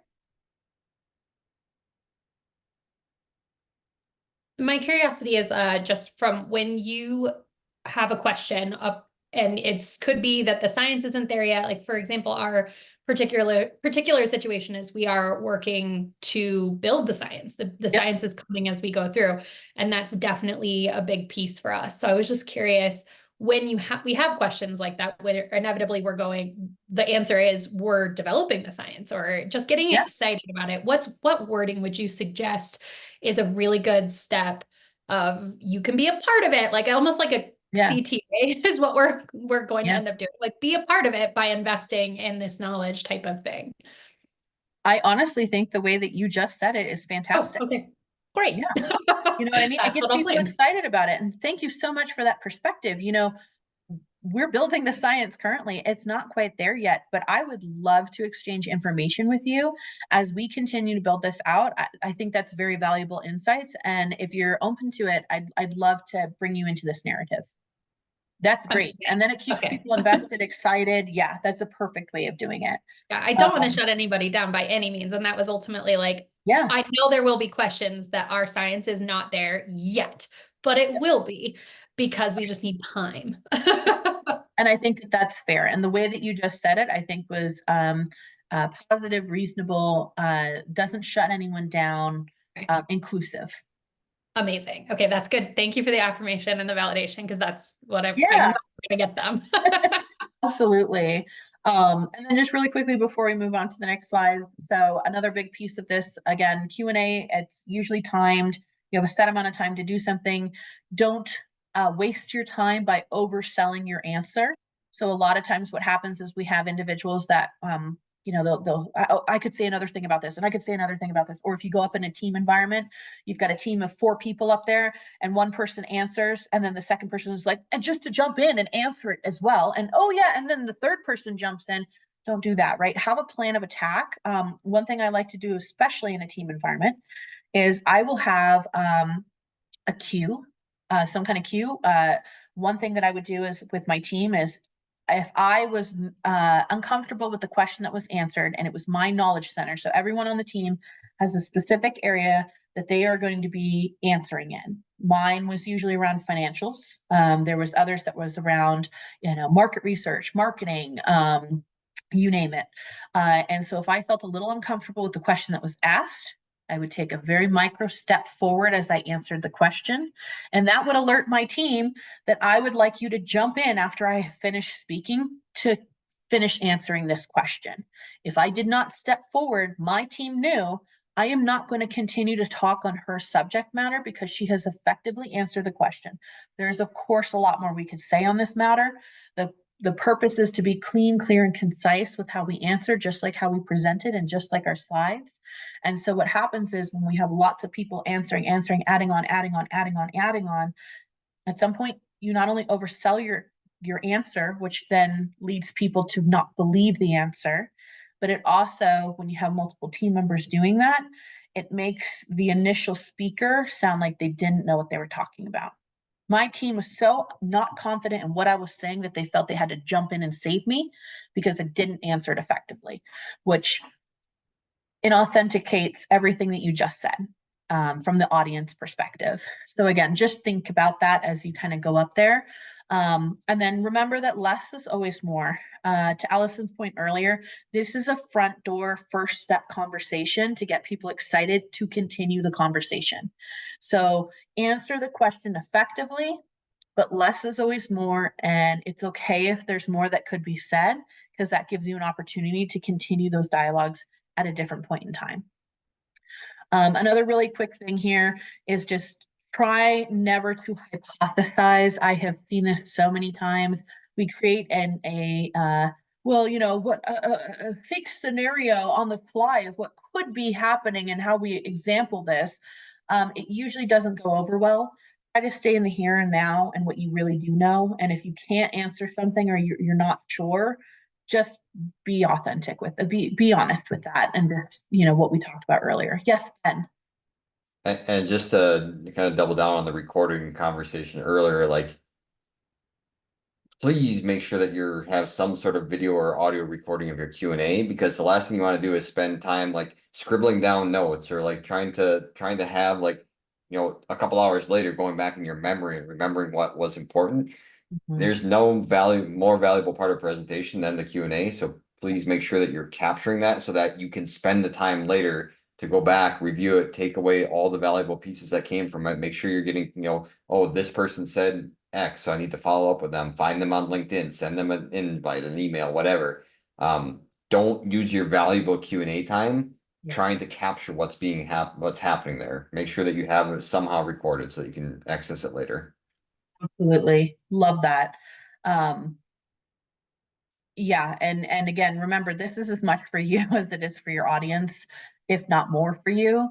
So use that time intentionally to make sure that you're also getting out of this presentation what you need as much as the audience needs from you. Another great strategy, again, you'll never get a second chance at a first impression. So what I like to do to prepare myself is I like to think through what are going to be the most commonly asked questions. And I like to prepare answers for those ahead of time. Oftentimes, where people get a lot of questions is on either the impact or the metrics or the validation. Who did you talk to really validate that this is a real problem and a real thing and that they're real customers and that this is really going on in our world? We also get a lot of questions on our business model and our financial projections. Well, can you explain that? Because, you know, I've never heard of anything like this before. And you're saying that it's going to make this much money over time, but I really just don't understand how that works. We also get a lot of questions on competition, and value proposition. So how are you different from what's already out there? I can think of 100 examples of this. So what makes you the solution? What makes you unique? Those are just a couple of the areas, but again, I urge you to think about it. And the more you practice, the more you do this in the real world, the more you're going to really hone in on what those questions tend to be and who tends to ask them. And again, different audiences have different goals and needs. So different audiences are going to ask you different questions based off of who they are and why they're there in that presentation today. And we're going to talk about that quickly here in a second. We talked about this before, but assign those roles and the subject matter experts in your Q&A. If allowed, create backup slides. So usually where I think I'm going to get questions. Oh, another area where we get a lot of Q&A questions is if you have anything that's very deep science or tech-based, or if you have, you know, a lot of research behind why it is you're doing what you're doing. This is a great space to have an additional slide or a different additional context so that people can say, well, you know, I don't understand. Well, let me show you some of the research figures and facts. And again, this isn't a space to have, you know, we don't want to spend our entire time talking about the science and tech because most people aren't there for that. They want to know what's the impact, what's the story, what's the narrative, how are you going to solve the solution in an effective way and show me that this is real. Ben, please. Yeah, that's a huge presentation point is appendices are your friend. Like you're not going to fit everything into your presentation. That doesn't mean that you shouldn't have it prepared to be able to hand out when someone wants that deeper answer, whether it's into your financials, whether it's your science, whatever it ends up being, like have it prepared, but just because you prepare it doesn't mean you have to include it in your presentation. You can even have a you know, an asterisk in your presentation that says, see, you know, appendix XYZ. Yep. So have it available, don't necessarily include it. Love that. Yeah, and again, it's all about time management. So if you think about this from a time management perspective, spend your time on the things that are going to matter to help make this story a well-rounded, created narrative. And then you have these additional pieces that can continue to back up what it is that you've presented and said. Okay, so quickly, I just kind of want to go through knowing your audience because I do feel like this is an important piece to it. And I know we're running close on time here. But knowing your audience is going to be really critical because, as we just said, they want and need and for different things out of these presentations. Sometimes I like to ask myself, you know, who is the audience? Well, what do they look like? What do they care about? What do they do for work? What do they do for fun? The big piece is, though, why should they care about what I'm presenting today? And what do I want them to get out of this presentation? So if you can answer those last two questions, why should they care? and what do I want them to leave knowing based off of what I've said here today, focus on those two areas first as it relates to how you craft this narrative and how you craft your presentation.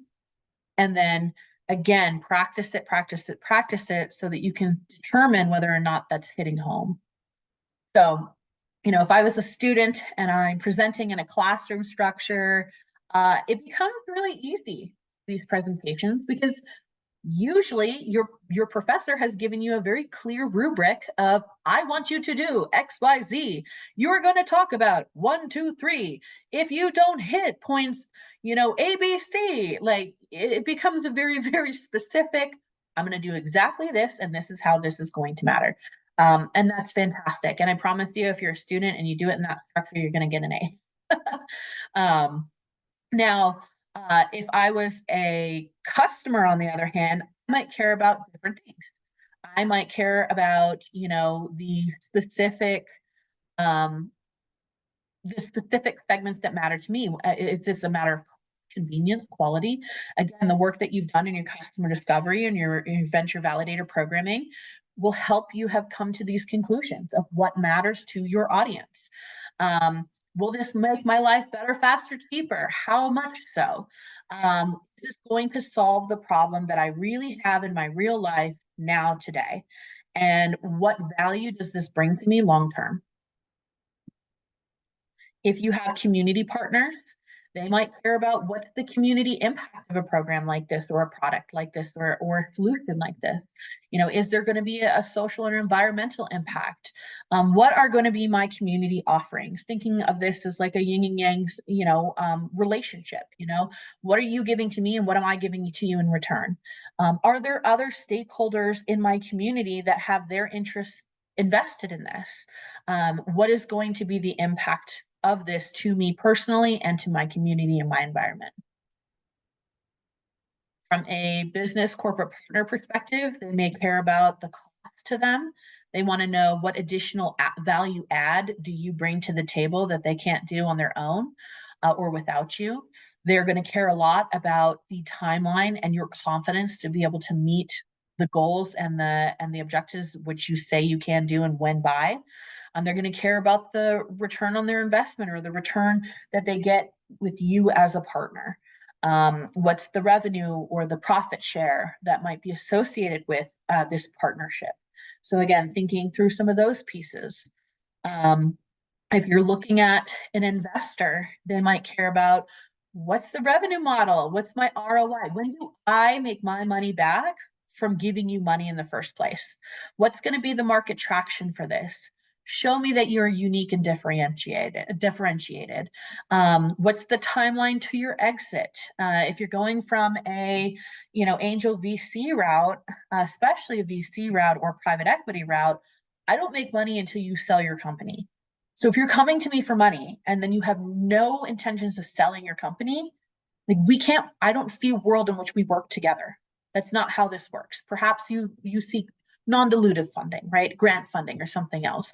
So again, thinking about this before you enter into these conversations is really, really important, because as I said, you usually don't get a second chance at a first impression. So you want to make sure that you're really tailoring the one that you're making effectively. Okay, so really quickly, I'm just going to dive through the structuring your pitches. There's lots of ways to do this. And again, these slides will be going out to you. I don't want to spend too much time nitpicking. Just remember that these are guiding principles of things that you would normally want to see in presentations, depending on who it is you're talking to in the structure. From an elevator pitch perspective, you want to make sure that, can I say what I do meaningfully in an authentic, real, non-robotic way in 30 seconds to a minute? Can I convey to you what it is that I'm doing that doesn't sound like a rehearsed robotic spiel? And so again, this is a tool for grabbing people's attention and starting a dialogue to see, hey, is there an aligned synergy here of interest? Great. Then we can carry on those conversations. If you're looking for a business overview, oftentimes you'll have a structure where you're talking through your problem, your market research, customer discovery. So how did I validate that this is a real problem? My solution and the impact that I'm bringing to the table, my competitive advantage. / value proposition. You're going to go through your financial model and your business model, talk about my milestones of where I've been, where I'm at today, and where I hope to go in future. I'll make sure to talk about my team and who's in it and why. How do I know that the people that are in this, and if you're a solopreneur, you don't have a big team, this is a great place to mention mentors, advisory board members.